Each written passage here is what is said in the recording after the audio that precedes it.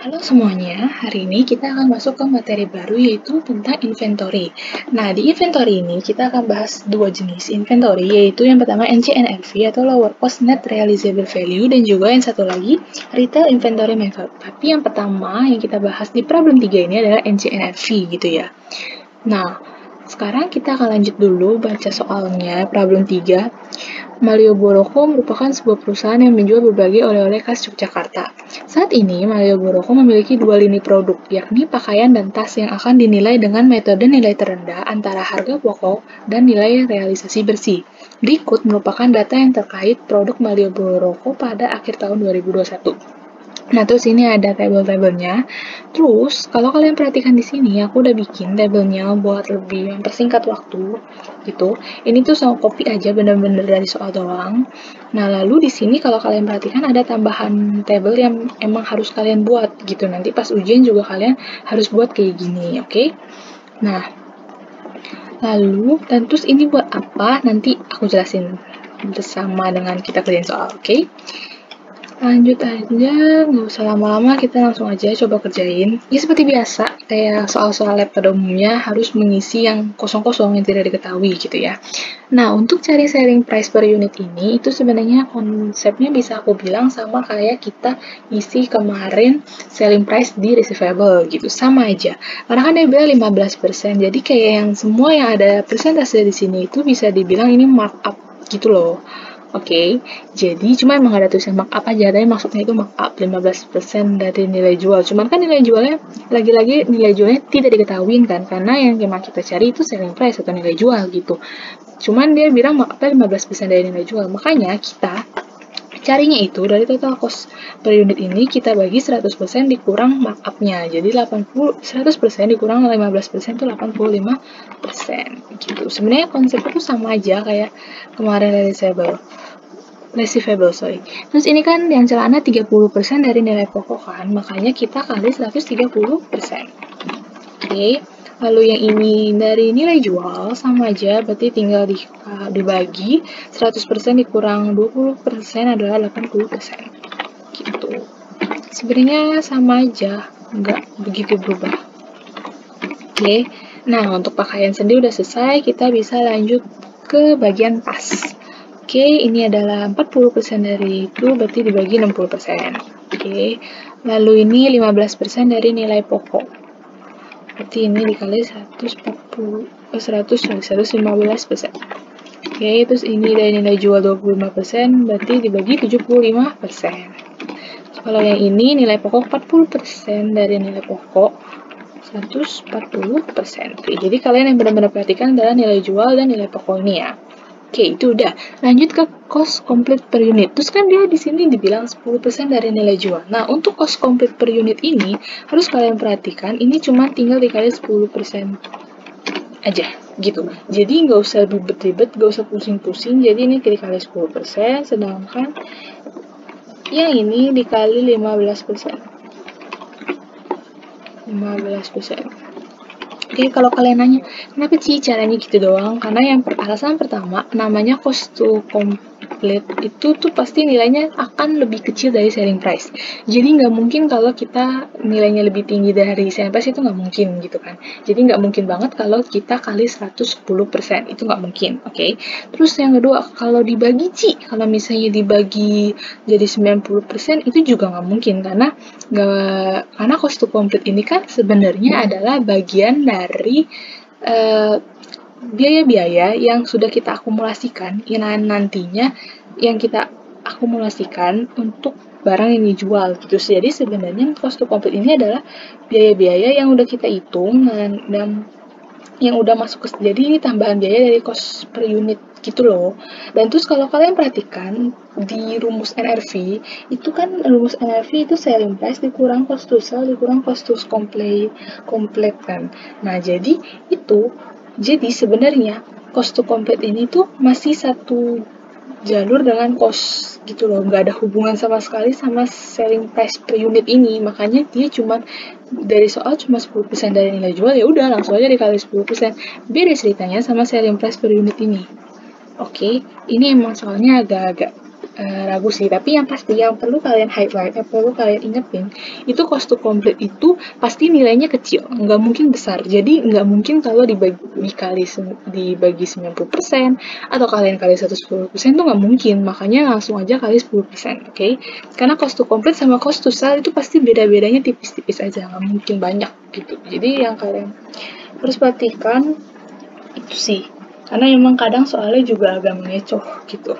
Oke, langsung lanjut aja ke NRV per unit. Nah, NRV per unit ini itu caranya seperti yang tadi aku udah bilang kan, NRV itu sama dengan selling price dikurang cost to sell per unit dikurang cost to complete. Oke, jadi net realizable value ini tuh bener-bener nilai yang udah nilai realisasi bersih yang ditentukan oleh perusahaan, dan emang rumusnya begitu. Oke, lalu ini total cost. Total cost ini caranya cost per unit tinggal dikali sama kuantitinya. Oke, rasa kalau yang bagian total cost harusnya nggak ada masalah sih. Kalau untuk NRV juga kalian cuma tinggal ingat selling price dikurang cost to sell per unit dikurang cost to complete. Oke, per unit. Oke, lalu jangan lupa total cost-nya kalian jumlahkan ya, karena itu nanti penting untuk dapat grand total. Oke, kita tambahin dulu aja. Oke, dah. Lalu kita masuk ke sekarang total NRV. Jadi tadi kan kita udah cari nih NRV per unitnya berapa. Lalu kita cari total NRV-nya tuh sama aja kayak total cost ya. Tapi kalau total NRV jadi NRV per unit dikali quantity. Oke. Sama aja. Panjang. Oke. Terus ini juga terus ini juga jangan lupa dijumlahin karena ini memang penting nanti.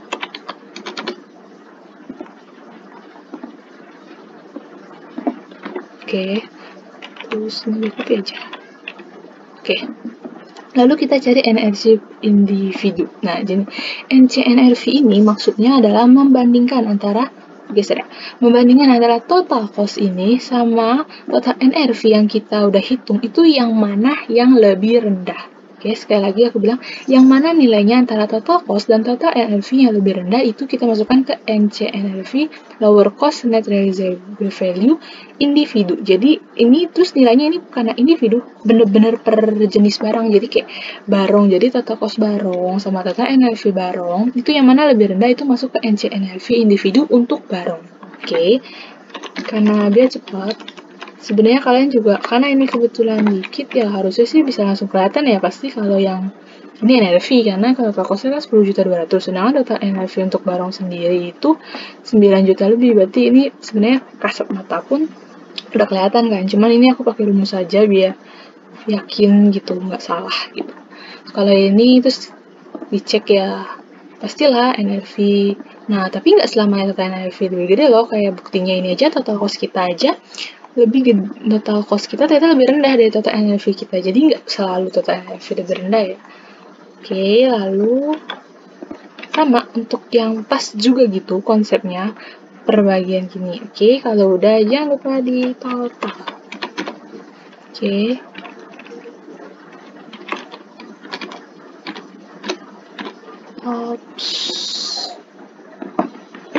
Oke. Nah, dah.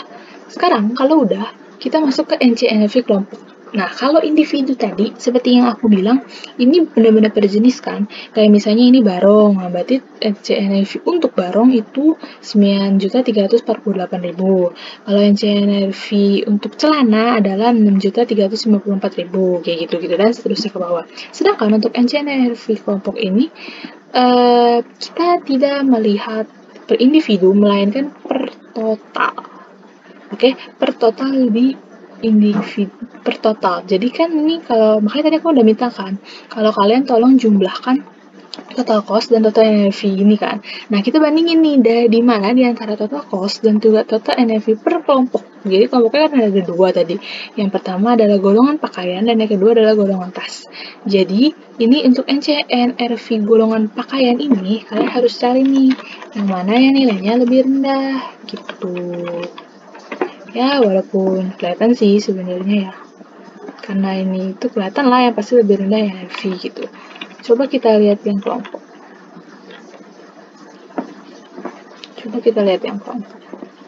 Oke. Salah. Maaf. Nggak bisa. Oke.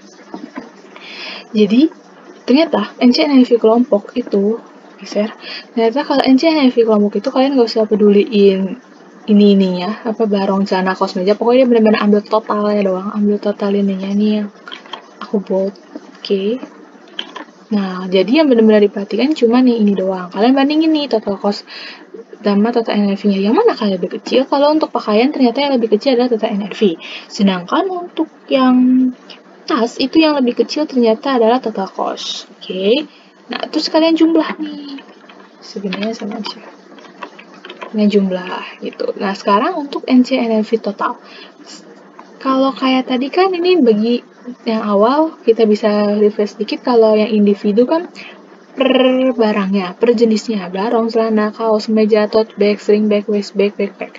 Kalau kelompok itu berdasar ada 2, yaitu pakaian dan tas, sedangkan total tuh bener-bener grand total yang harus kalian perhatikan. Aku buat juga. Oke, jadi untuk NCNRV total ini kalian gak usah isi, yang kalian perlu isi cuma yang paling bawah doang, yang grand total. Kalian bandingkan antara ini sama ini. Oke, dapat deh. Nah, udah dapat. Oke. Nah, lalu kalian bisa ini yang B ya, jurnal bawain dulu. Oke. Jadi kan di soal kita baca dulu soal menghitung NCNRV total secara individual, grup dan total. Oke. Jadi kalian bisa tulis di sini NCNRV individu berapa, jadi kayak ini summary-nya gitu loh, biar lebih gampang aja lihatnya. Dan juga CNRV total. Oke. Nah, NCNRV individu tadi yang ini ya. Yes. Kalau yang grup adalah yang ini, sedangkan kalau yang total ialah yang ini. Oke, udah dapat nih. Berarti yang poin A menghitung poin 1 menghitung NCNRV secara individual, grup dan total udah kelar. Oke, selesai nih. Ini jawabannya. Oke. Lalu selanjutnya. Nah, selanjutnya kita diminta untuk bikin jurnal. Membuat jurnal penyesuaian berdasarkan individual dengan COGS method dan juga grup dengan allowance method. Oke, jadi di sini diminta untuk buat jurnal penyesuaian dengan metode COGS method. Oke. Jurnal COGS method itu adalah yang pertama cost of goods sold. Ya pasti debitnya ada COGS, terus di kreditnya ada allowance to reduce inventory to NRV. Oke, aku buat juga. Nah, dapat nilainya dari mana, Ci? Nah, kita bikin nih perhitungannya. Total cost. Terus NCNRV individu. Oke, kenapa NCNRV individu? Kalian bisa baca di sini, membuat jurnal penyesuaian berdasarkan individual. Oke, jadi metodenya COGS dan diminta NCNRV-nya individu aja. Makanya di sini kita bisa ambil total cost itu adalah yang mana? Oh ini, 98.875.000 ya. Sedangkan NCNRV individunya kita udah hitung segini. Oke, lalu kita selisihin nih. Oke, dapat ternyata ada penurunan inventory. Maksudnya gimana, Ci? Jadi gini, sebenarnya kalau kalian ingat, kalau misalnya kita catat inventory kan pasti dari total cost dong. Kayak misalnya kita beli celana barong gitu kan, atau pakaian barong gitu kan, pasti yang kita catat ini adalah sebesar 10.200.000 untuk inventory kita. Karena kan dari total cost langsung per quantity, karena purchase-nya segitu. Sedangkan kita untuk menghitung inventory ini, kita ternyata mendapatkan NCNRV gitu. Kita menggunakan NCNRV, yang dimana NCNRV ini membuat inventory kita menurun gitu. Makanya kita harus melakukan adjustment. Oke. Nah, adjustment ini adalah segini, 2.663.670.000. Apa kita tarik? Ya. Oke, mantap. Ini pindahin aja deh ke sini. Aku pindahin aja ke sini. Terus ininya aku pindahin ke sini. Oke. Nah, lalu ada nih, ini baru jurnal yang pertama. Terus dia minta lagi satu lagi, dan group dengan allowance method. Oke. Nah, kalau untuk allowance method itu jurnalnya adalah loss due to decline of inventory to NRV. Oke. Nah, terus kalau kreditnya apa? Tetap allowance. Jadi tuh bedanya cuma bener-bener di sebelah debitnya aja. To NRV. Oke. World. Oke. Nah, nilainya dari mana, Ci? Sebenarnya tuh konsepnya sama aja kayak ini. Cuman, nah copy deh. Oke, sebenarnya sama aja, total cost-nya pasti dari 9 ini tidak berubah. Cuman, ini bukan LCNRV individu ya, tapi grup. Oke, karena yang diminta di soal adalah grup kan. Grup. Nah, yang diminta di soal adalah grup tuh, grup. Jadi makanya kita pakai NCNRV grup. Mana NCNRV grup? Nah, segini. Pasti akan ada penurunan lagi sih. Karena kan dia pakai lower cost grup. Jadi dinilai ini yang mana nih? Yang paling rendah. Penurunan inventory. Oke. Kalau sama mungkin aja, karena kan dari NCNRV kita membandingkan total NRV sama total cost kan. Kalau sama, kalau ininya sama mungkin aja. Tapi kalau misalnya lebih tinggi itu nggak mungkin, karena namanya lower cost pasti kita cari yang lebih rendah. Gitu.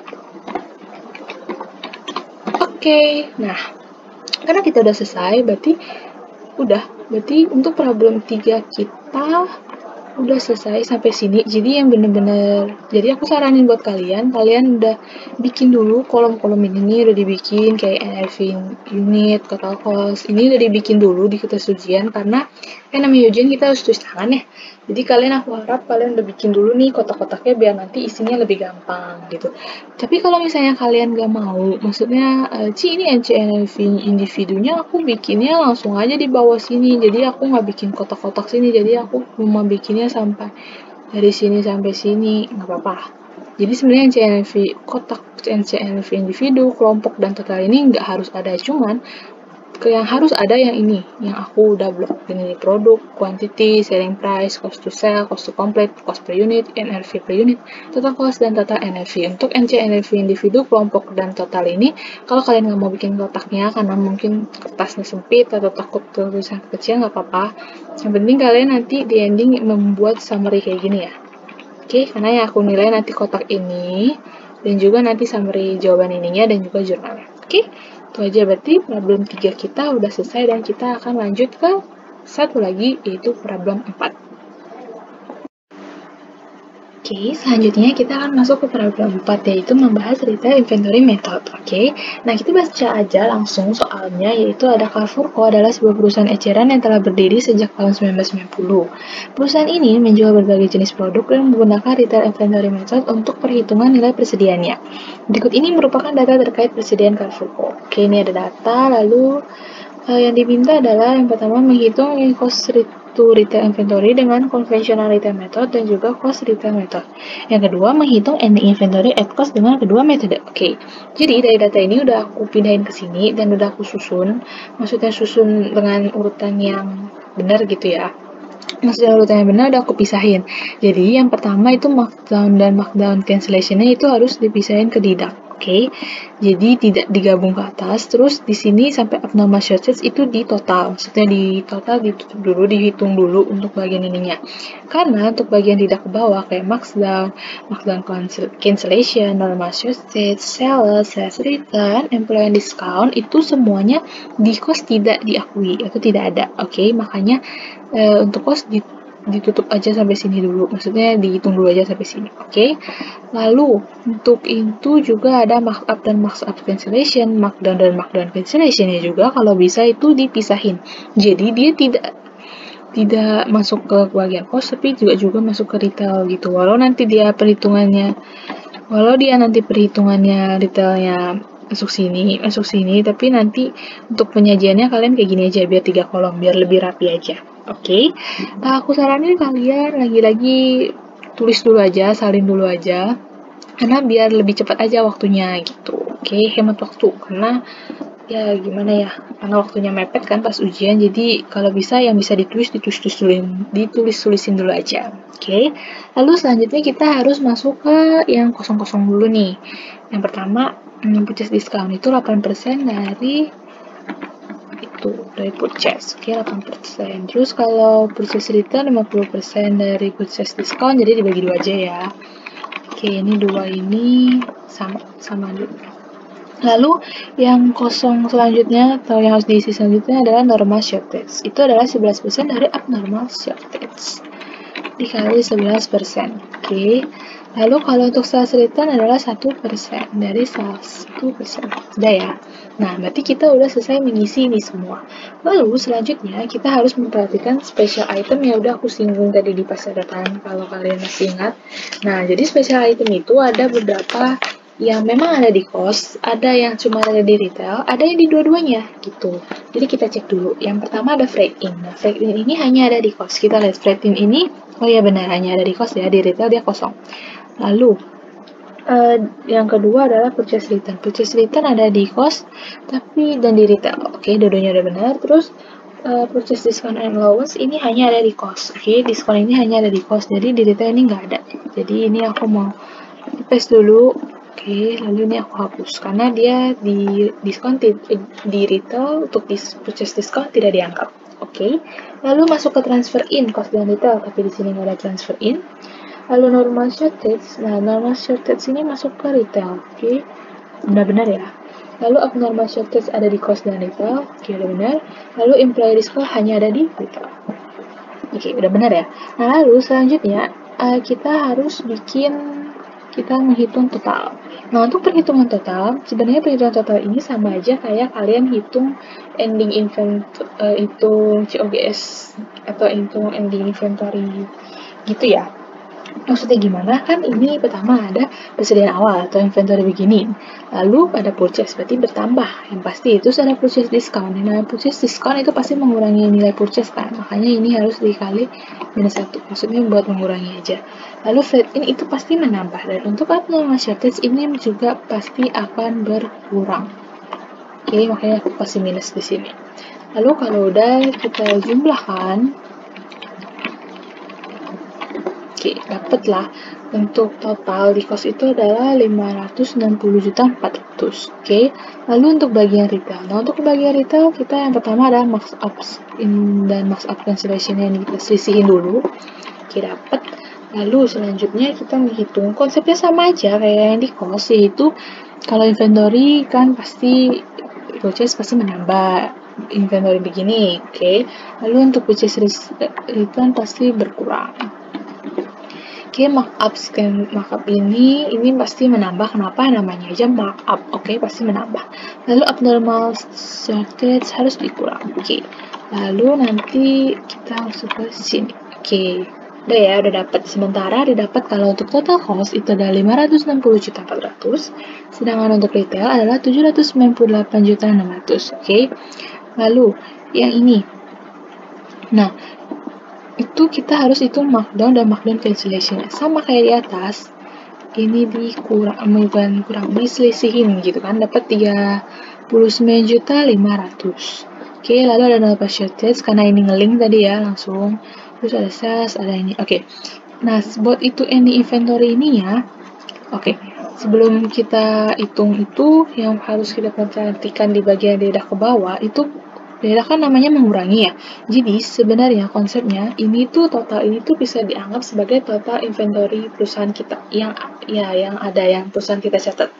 Lalu markdown cancellation pasti mengurangi dong. Ya kan, namanya aja markdown. Tuh, kalau markup ya pasti menaiki nilai inventory, kalau markdown ya pasti mengurangi gitu.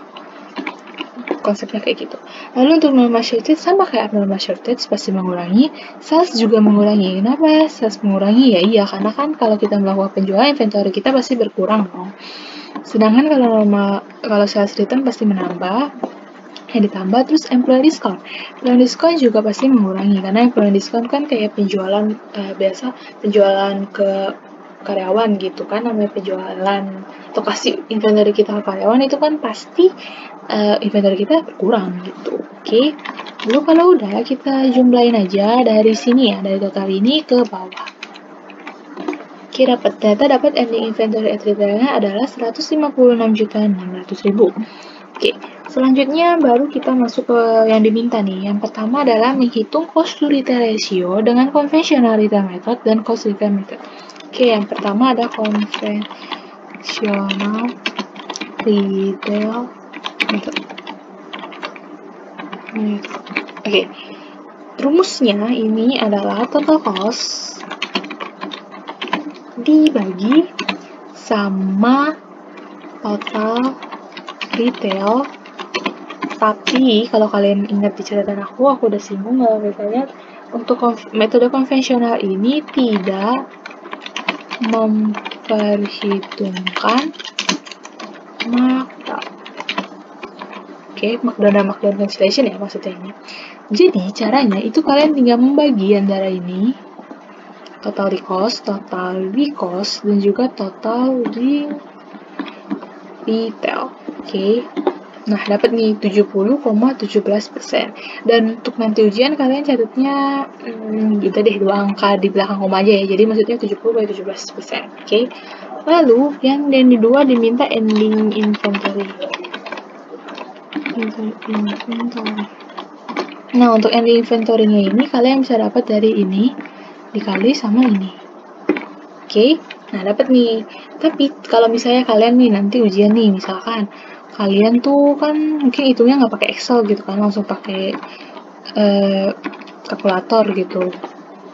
Pasti kan nanti selisih nih, kayak gini nih misalnya. Nah, kalian nanti yang kalian catat misalkan angkanya 109.886.220, beda kan sama ini, nggak apa-apa ya.